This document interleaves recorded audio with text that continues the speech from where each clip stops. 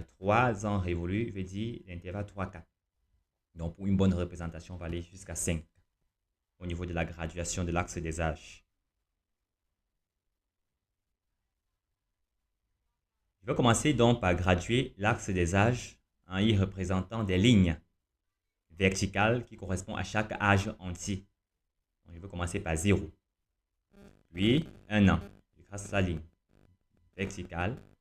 2 ans, je trace sa ligne verticale. Donc, cette ligne verticale, en fait, cette ligne-là qu'on représente donc tous les événements qui sont passés lorsque l'individu avait cet âge-là. Exactement. Donc 5, je fais pareil. 6. À présent, je passe à la graduation de l'axe du temps. En commençant par l'année 1959. Je vais également représenter des lignes horizontales. Voilà. Donc 1959. Là, je peux donc mettre les années au milieu de mes couloirs.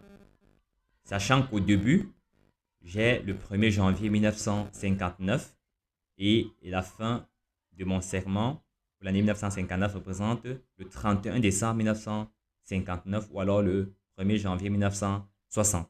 Donc, j'ai fait pareil pour les autres années, c'est-à-dire 1960, puis 1961, puis 1962, puis 1963, 1964 et enfin 1965.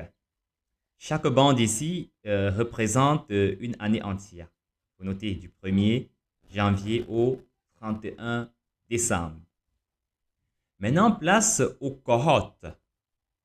Place aux cohortes. Et les cohortes ici sont représentées par des lignes de vie, des lignes obliques à 45 degrés. Donc, cette ligne de vie, c'est une ligne qui commence à la naissance et ça finit au décès. Voilà. Puisqu'une cohorte représente un ensemble d'individus ayant vécu un même événement démographique au cours de la même période.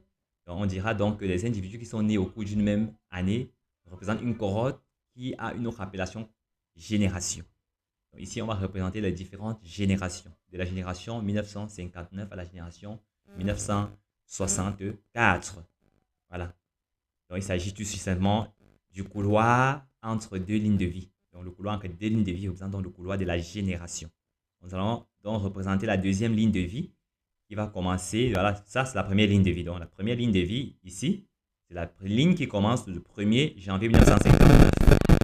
Puis la deuxième ligne de vie est la ligne qui commence le 1er janvier le 31 décembre 1959 ou alors le 1er janvier 1960.